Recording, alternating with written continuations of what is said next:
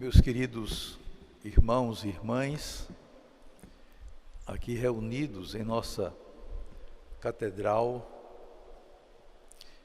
irmãos e irmãs que nos acompanham através das redes sociais e também aqueles que nos escutam através da Rádio Olinda. A sexta-feira da Paixão é um dia de silêncio, é um dia de contemplação.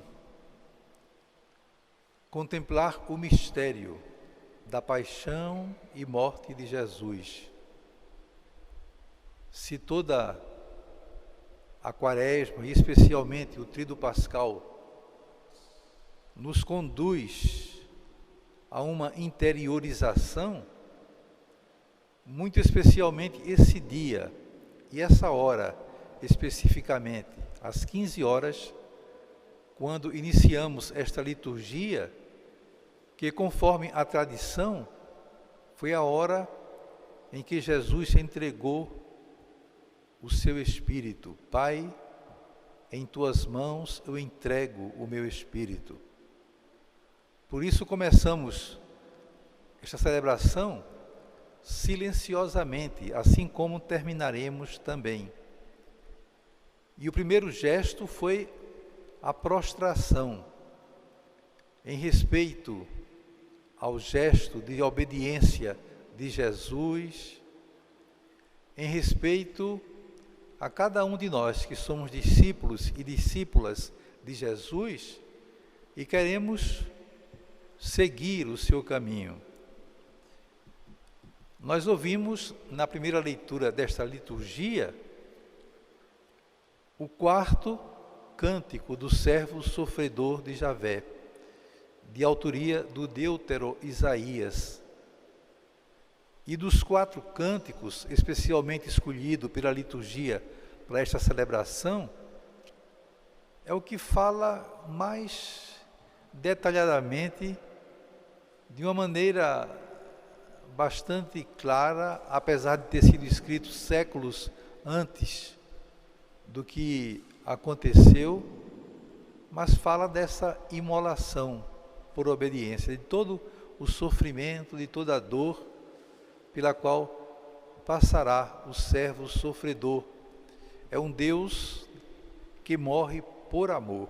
É algo assim bastante expressivo, significativo para cada um de nós. Igualmente, a carta aos Hebreus que nós escutamos mostra-nos que Jesus, ele temeu a cruz. Ele rezou ao Pai pedindo que afastasse dele aquele cálice. No entanto, ele foi obediente, procurou ser fiel à vontade de Deus. Esta é a realidade que nós temos a ocasião de meditar, claro que culmina com o relato da paixão segundo São João. Nesse tempo de Semana Santa, nós escutamos esse relato de várias maneiras.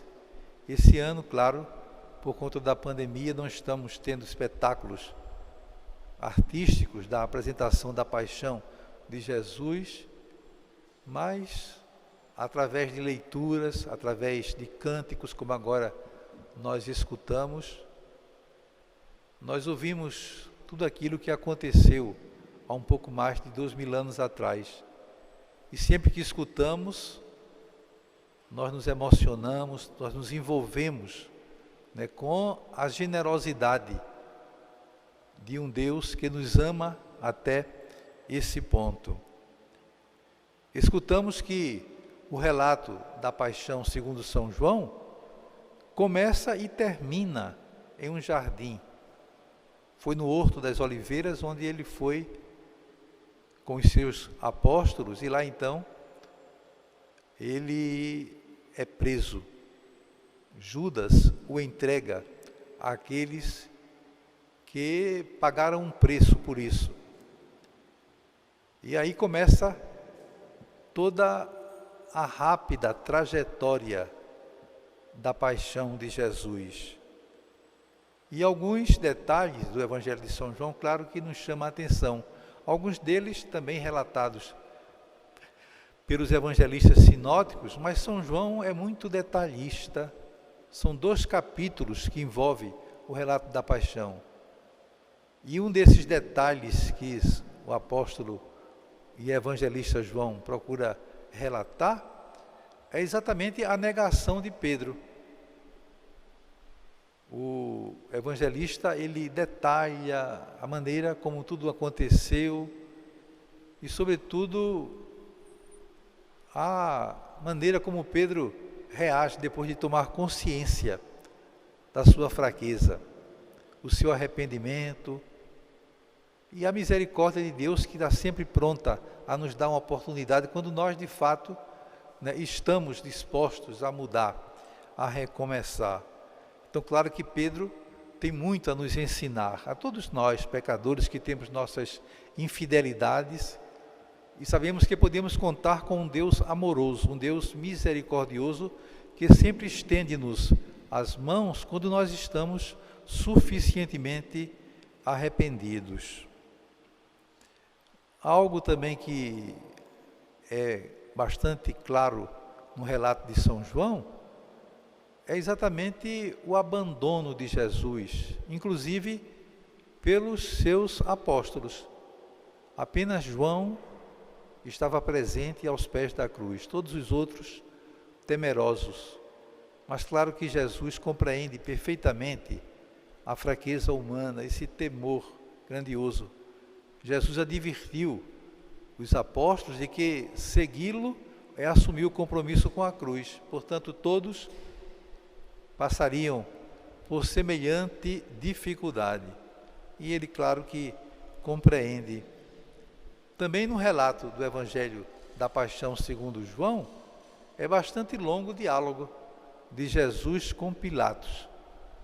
Mas é interessante, sobretudo, nós percebermos a experiência de Pilatos, que não desejava condenar Jesus, mas ele não teve coragem, não teve força suficiente para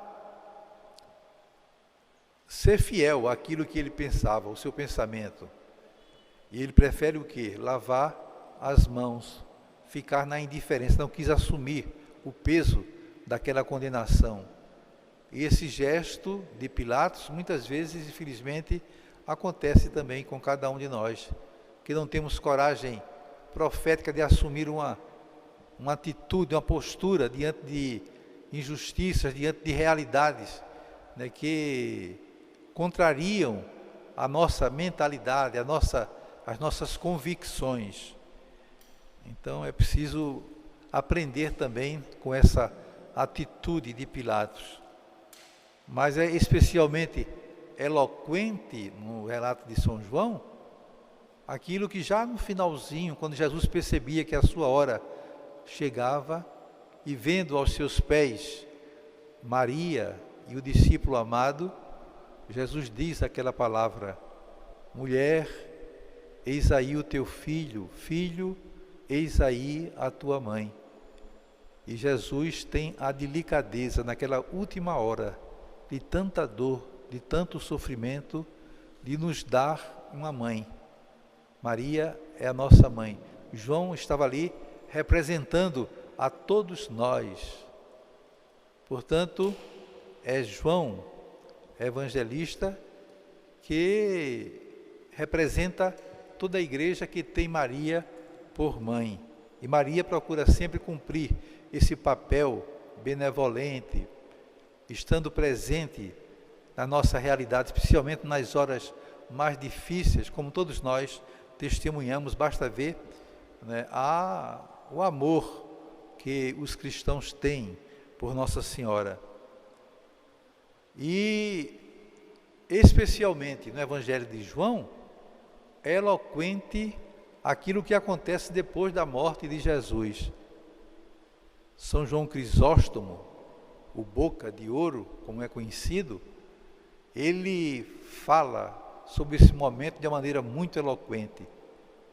Quando, aproximando-se a Páscoa, os judeus não querendo deixar absolutamente corpos na cruz, quebram as pernas dos dois que estavam crucificados ao lado de Jesus para apressar a morte. Mas vendo que Jesus já estava morto, um dos soldados abre o lado de Jesus com uma lança e jorra sangue e água. Esse detalhe do Evangelho de São João é muito rico, é muito importante, porque, de fato, o sangue e a água nos lembra dois sacramentos importantes que nós utilizamos na nossa igreja. O batismo, a água do batismo, que nos faz cristãos, nos faz membros da igreja, e o alimento espiritual que nós recebemos na Eucaristia. Cada Eucaristia é uma repetição do sacrifício de Jesus. E nos remete para o Primeiro Testamento, mostrando que do lado de Adão, Deus fez a sua companheira Eva. E agora também do lado de Cristo, Deus constitui a igreja, a esposa de Jesus. A esposa é a igreja, somos cada um de nós, meus irmãos e irmãs, que fazemos parte desta realidade e que devemos, como tal, procurarmos viver na fidelidade, como acontece também com o casal, quando assume o sacramento do matrimônio. De modo que é um detalhe bonito, importante, que nós percebemos no Evangelho.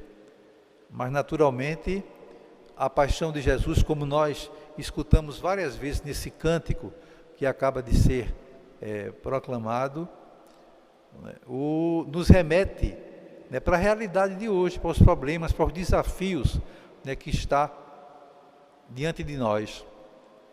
Jesus continua a sua paixão, como cantávamos há pouco, em todo aquele que sofre, em todo aquele que está passando por dificuldades. Então a paixão de Jesus continua. Então o esforço da comunidade cristã deve ser, de fato, colaborar para que haja justiça, para que haja fraternidade, para que haja mais respeito humano. E especialmente nesse tempo de pandemia, quando tantos problemas vieram à tona diante de nós, diante dessa realidade que está desafiando o mundo inteiro, mas especialmente o nosso país, que está sendo pioneiro nos casos de contaminação, nos casos de mortes. Então é algo realmente que nos mostra que a saúde no Brasil não está bem. Isso não é a partir dessa pandemia, mas já vinha, essa realidade já vinha sendo muito presente em cada um de nós. Claro que agora ficou mais clara, ficou mais patente, mas nós sabemos perfeitamente que se nós tivéssemos uma saúde realmente digna, os problemas de hoje seriam muito mais leves, teríamos muito mais condições de dar ao povo a assistência necessária para superar tudo isso. A pandemia que tem gerado tanto desemprego, subemprego, pessoas passando fome, é algo realmente lamentável, é algo realmente doloroso.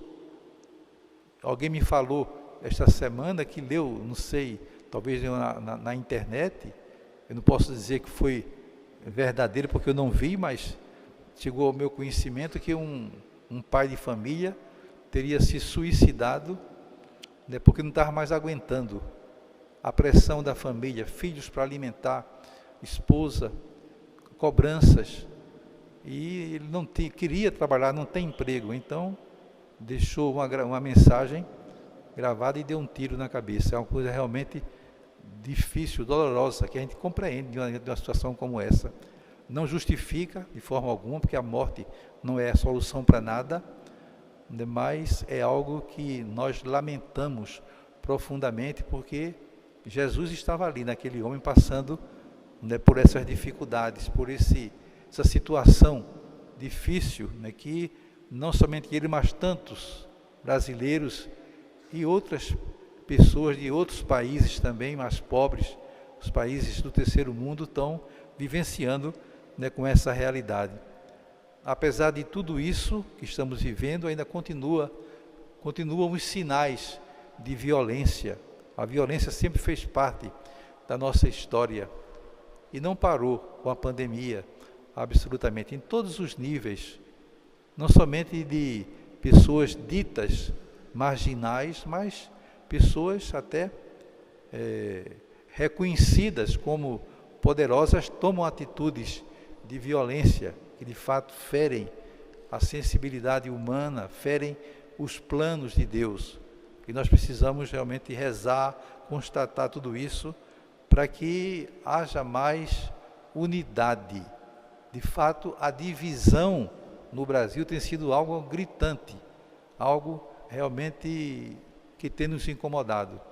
Os brasileiros se degladiando, não chegam absolutamente a uma unidade ideal, a questão ideológica que está muito forte em nosso país e que realmente tem tirado a paz, tem perturbado ainda mais, além da pandemia que nós estamos vivendo. Então coloquemos tudo isso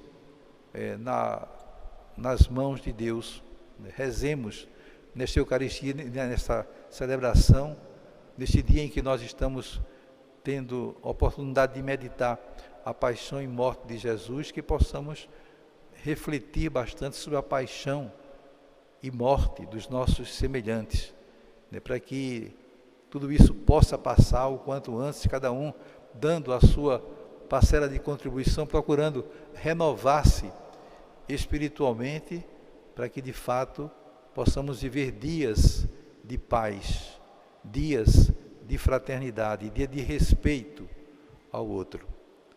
Amém.